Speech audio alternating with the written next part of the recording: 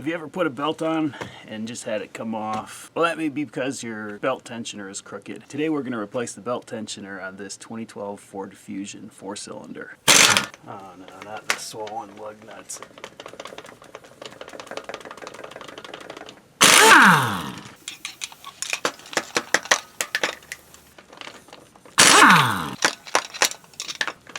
I'm greasing the inside of this socket.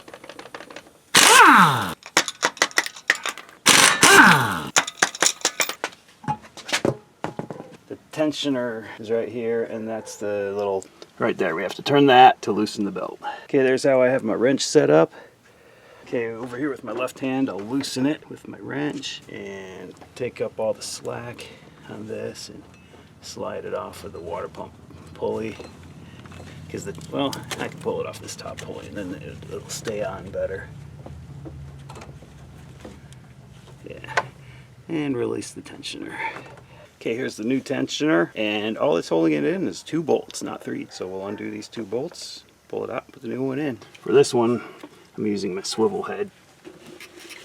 There we go.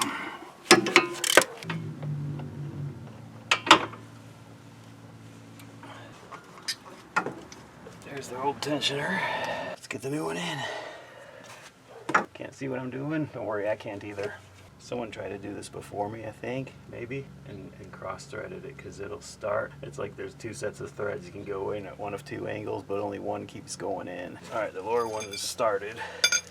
See if I can start the threads this way.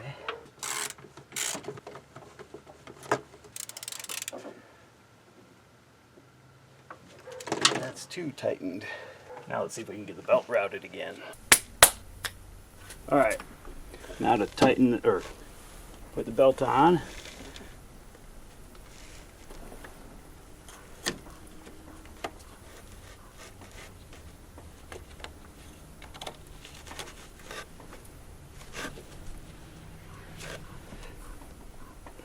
Guarantee you she's gonna say, "Are you kidding me?"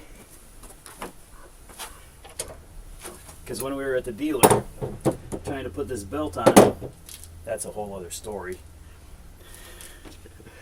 It took like 4 hours. I was like, yeah, 20 minutes to put a belt on. 4 hours later.